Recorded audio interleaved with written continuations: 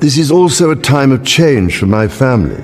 The room had been prepared for a routine royal briefing, but nothing about King Charles's expression suggested routine.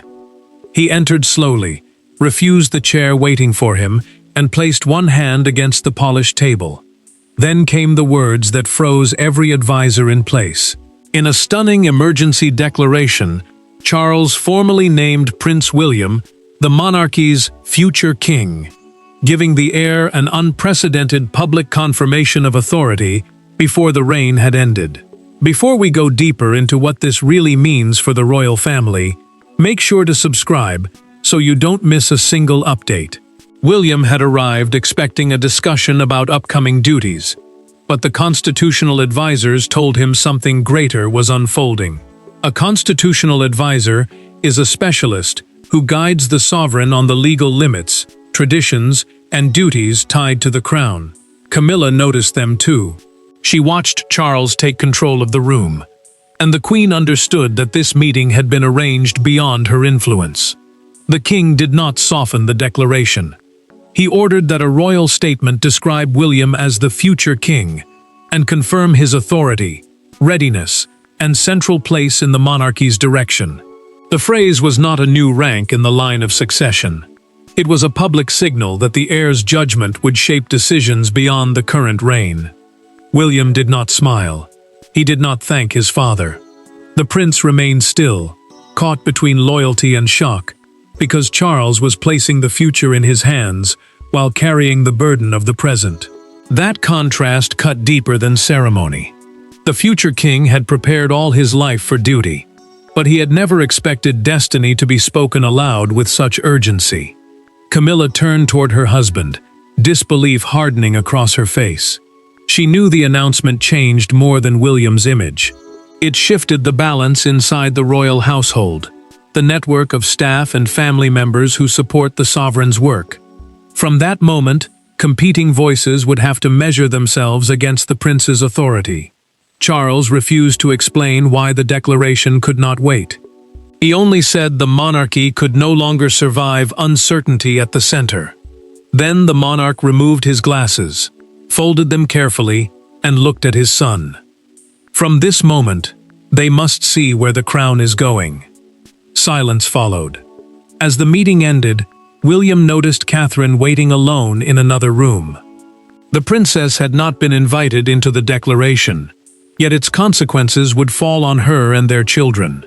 Before he could understand what his father had placed upon his shoulders, he had to face those whose lives and loyalties had just been transformed by 2 words. A royal title can sound like an honor from a distance. Inside a family, it can feel like a warning. William had spent his entire life preparing for the crown. Yet Charles's declaration did more than confirm succession. It changed how father and son would look at one another from that day forward. For Catherine, it brought the future terrifyingly close. For Camilla, it revealed that a new center of power had formed, and she was not standing inside it. Charles now carried 2 duties that could no longer be separated. He had to protect the dignity of his own reign while preparing the monarchy for the day William would inherit it. Succession means the legal order through which the crown passes from one sovereign to the next. But inside this family, it was never only about law. It was about love, fear, timing, and the painful knowledge that one reign could only begin when another ended. William felt that weight before anyone spoke to him. The prince knew the declaration would not stop with his name. Catherine would be watched more closely. Prince George would be judged as the next heir. Princess Charlotte and Prince Louis would face new pressure simply because their father had been pulled closer to the throne. Success for the future king meant less freedom for the people he loved most. Catherine watched her husband enter the private side room without saying a word. The princess recognized the strain in his face immediately. She waited until the door closed, then asked the question that mattered most. Was this your choice? William looked at her, held the silence for a moment, and answered with one quiet word. No. Camilla felt a different kind of shock. The Queen had expected Charles to consult her before changing the structure of the royal household, the group of family members and senior staff who support the monarch's work. Instead, he had acted without her approval. She understood the message clearly. The decision had been made around her, not with her. William then told Catherine the declaration was not merely symbolic. Charles had ordered senior aides to seek his agreement on major plans that would shape the monarchy beyond the current reign. The prince had not only been named, he had been given influence, and that influence would change every conversation inside the palace. Camilla confronted a trusted courtier in the corridor and demanded to know when the plan had begun. The official admitted, in a private recorded briefing, that preparations had started several days earlier. She went still. The silence around her had been deliberate. That discovery left one question hanging over the family. What had happened behind closed doors that convinced Charles the monarchy could not wait any longer? The answer lay in one private incident that turned royal anxiety into an irreversible decision. Every royal crisis has a moment that looks unimportant, until history turns back and recognizes it as the point of no return. For Charles, that moment came during a late-night meeting at Windsor Castle. There were no cameras, no ceremonial uniforms, and no cheering crowds. There was only a tired king, a sealed schedule of future obligations, and one question he could not answer without hesitation. If the crown faced an emergency tomorrow, who would command the confidence of the family? Tension had been growing for weeks. Senior members of the household disagreed over public appearances, charitable priorities, staffing authority, and the expanding role of William and Catherine.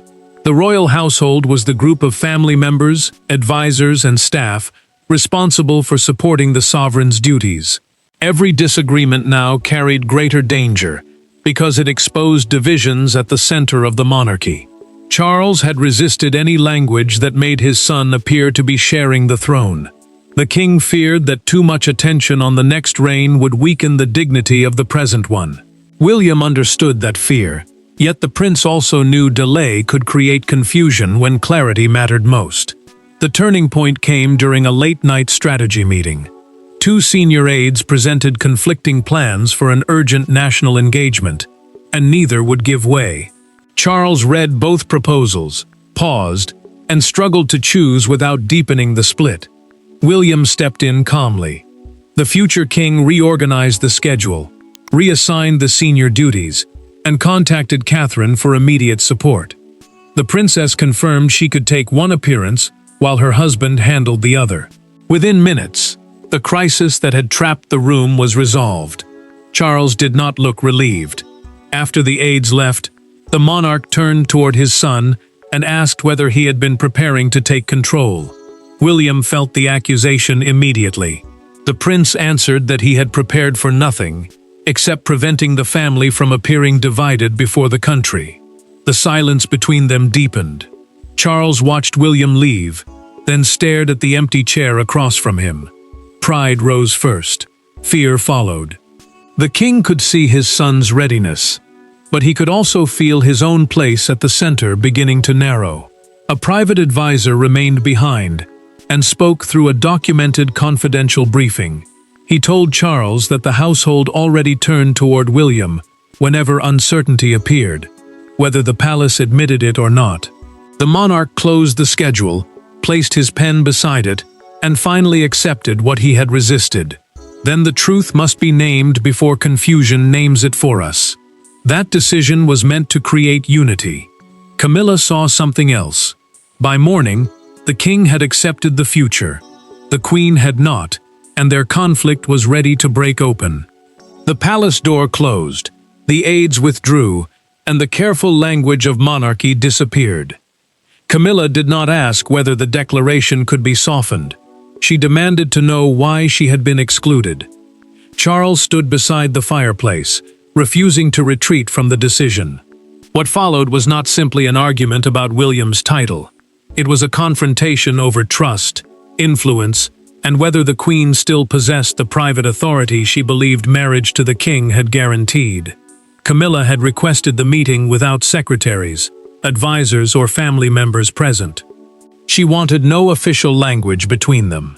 The Queen believed naming William future king during the current reign would create two centers of loyalty, meaning courtiers could begin looking to the heir instead of the sovereign for direction. To her, that threatened both Charles's authority and her own place beside him. Charles refused to accept that argument.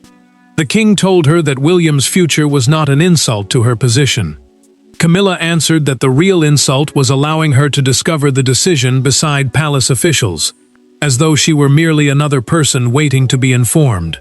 The accusation struck hard. Charles had expected resistance, but not the bitterness behind it. He reminded her that the declaration concerned the survival of the monarchy, not the comfort of one household. She pressed again, saying the announcement should be delayed until the family could agree on its meaning. Charles's restraint finally broke. The monarch struck his palm against the arm of a chair and declared that delay was exactly what had created the crisis.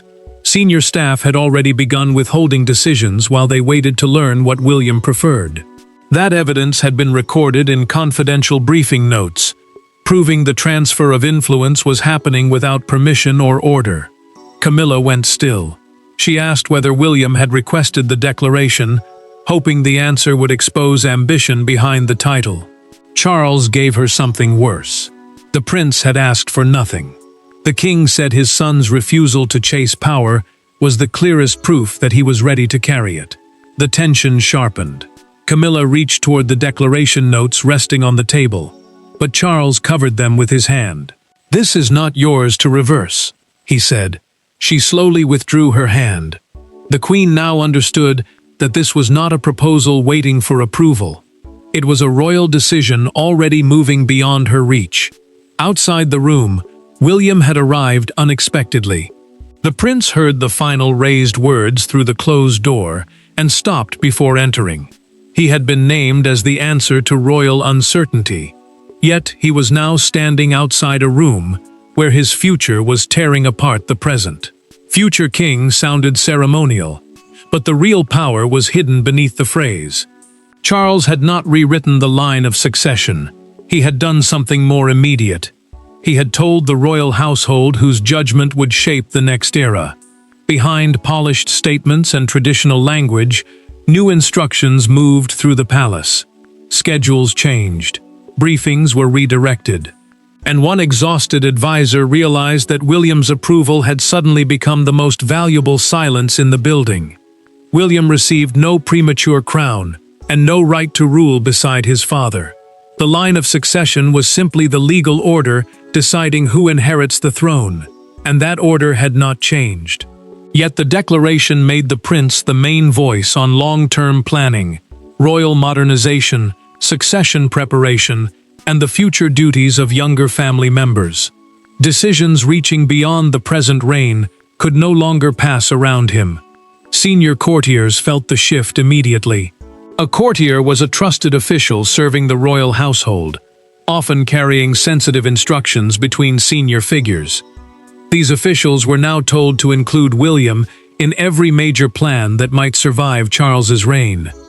The future king had moved from participant to strategic gatekeeper, even though he had never asked for that power. William disliked what followed. Staff members stopped speaking when he entered rooms. Advisors delayed conclusions until they heard his view. During one tense briefing, the prince told an exhausted aide that respect for the future must never become disrespect toward his father. He would accept responsibility, but he would not allow anyone to treat Charles as though his reign had already ended. Charles carried the opposite fear. The king had made the declaration to protect the monarchy, yet he privately worried it would make him appear weak. Confidence pushed him forward. Vulnerability pulled him back. Alone with his longtime private secretary, Charles studied the revised chain of briefings, the order showing which decisions reached the sovereign and which required William's input. His hand trembled for a moment before he steadied it against the table. The monarch then admitted, through a documented confidential account, that leadership sometimes meant directing attention away from oneself. The palace soon divided its work into two categories. Matters belonging entirely to the current reign remained with Charles. Plans shaping the next era required William's direct agreement. The system looked orderly on paper, but its emotional cost was already spreading.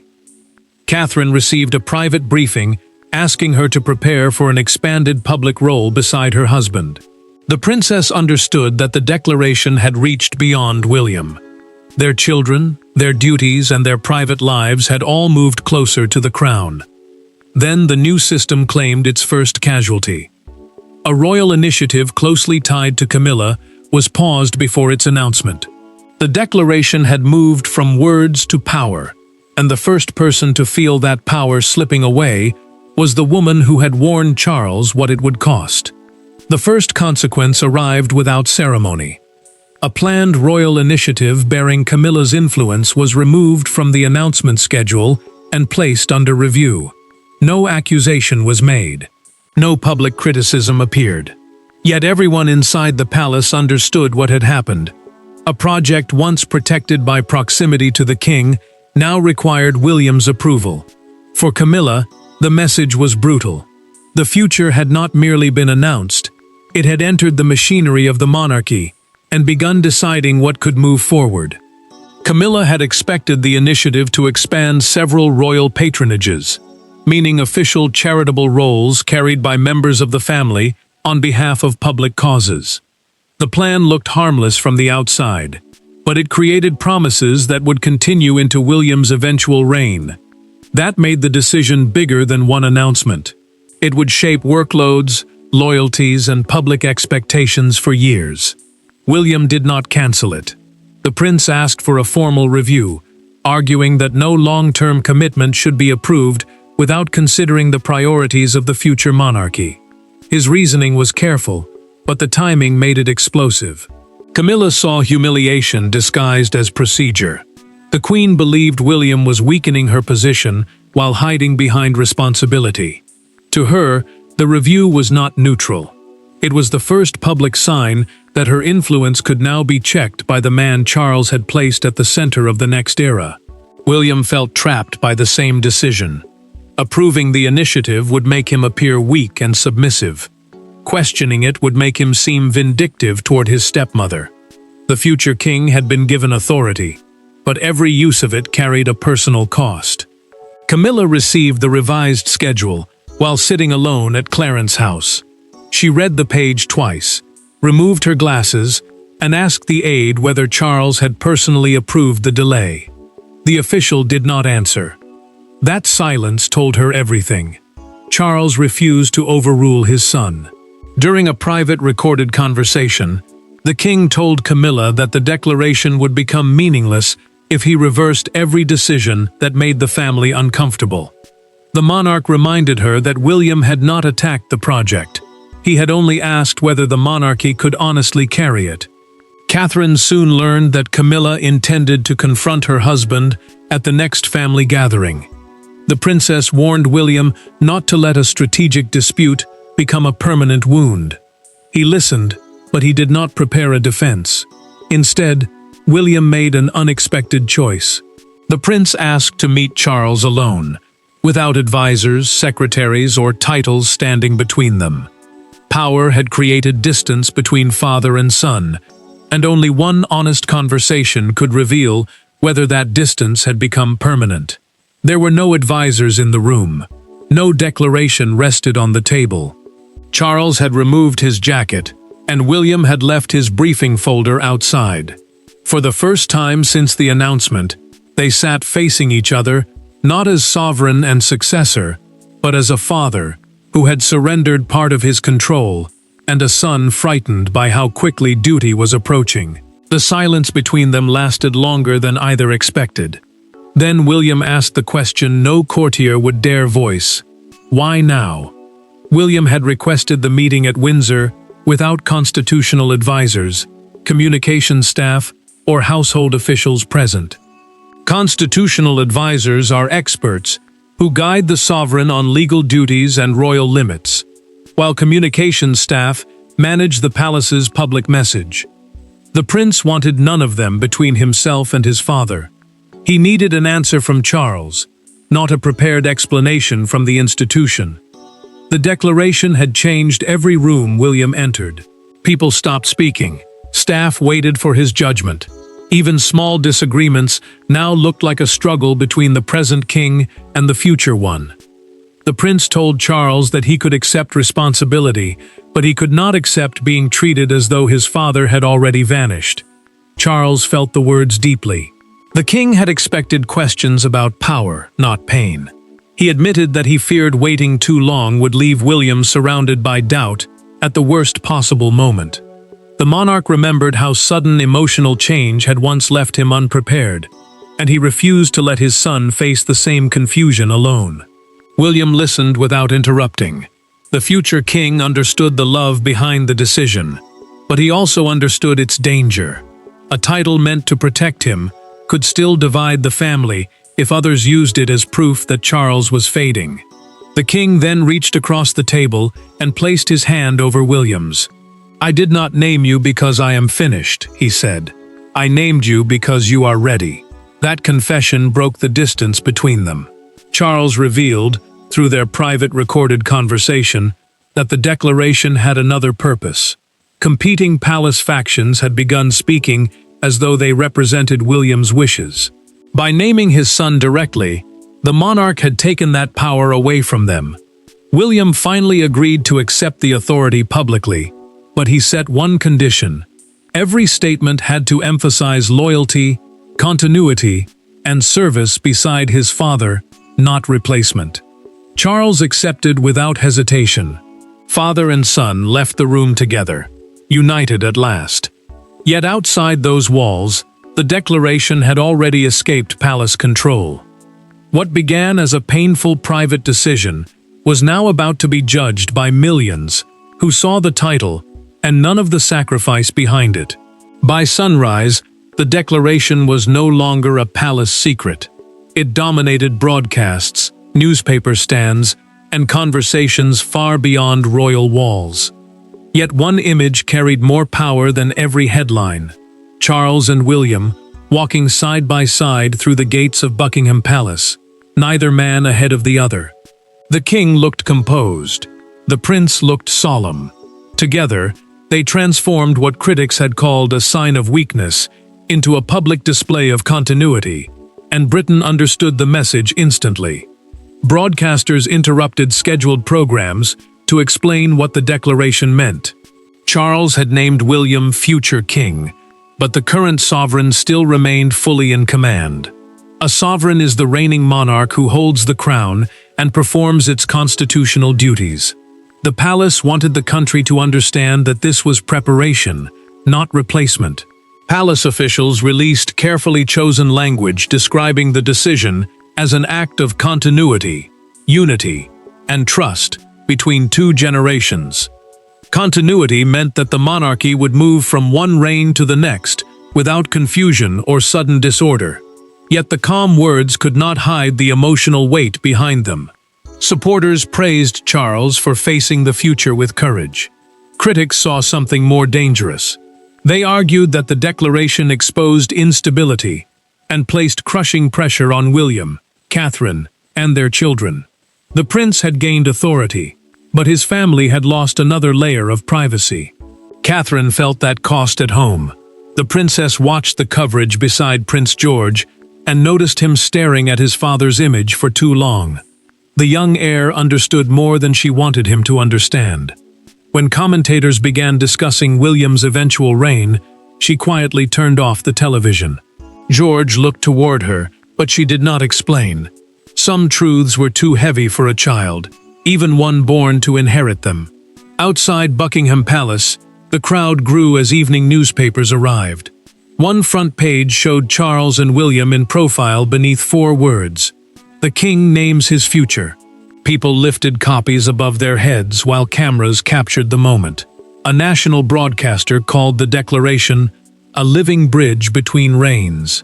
The phrase spread quickly because it gave the country a simple way to understand what had happened. Charles still held the crown. Toulouse now carried its visible future. Camilla joined father and son for a formal appearance later that day. The queen kept her expression controlled, but she stepped slightly back as the two men greeted the crowd together. Her movement was small. Its meaning was not. The cheers answered the political question. The monarchy looked united. But the family still had to decide whether the declaration was a transfer of power, an admission of fear, or an act of trust. That final verdict could only come from those who had paid the private price. In the end, Charles' declaration was not the abdication his critics feared, nor the triumph William's admirers imagined. It was something more human and more difficult. A father acknowledging his son's readiness, while still carrying the crown himself. The words, "future king," did not end one reign and begin another. They connected them. Through tension, wounded pride, private honesty, and public scrutiny, the royal family arrived at a truth it could no longer avoid. The monarchy's strength depended on accepting tomorrow before tomorrow arrived. Charles approved a new working structure that left no doubt about who still ruled. The king remained the undisputed sovereign, the reigning monarch who carried the constitutional authority of the crown, while William accepted formal responsibility for shaping the monarchy's long-term direction. The arrangement did not divide power.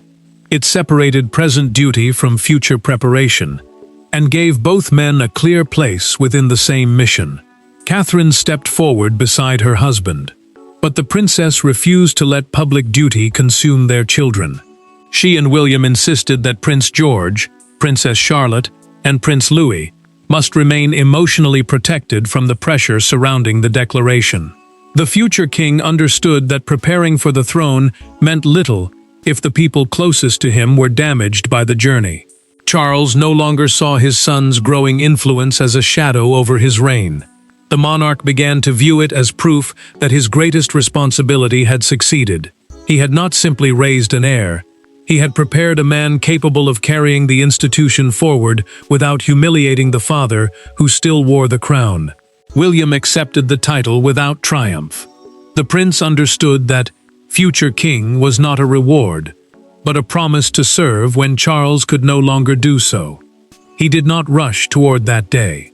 He stood firmly in the present, supporting his father while preparing for a duty that would eventually demand everything from him.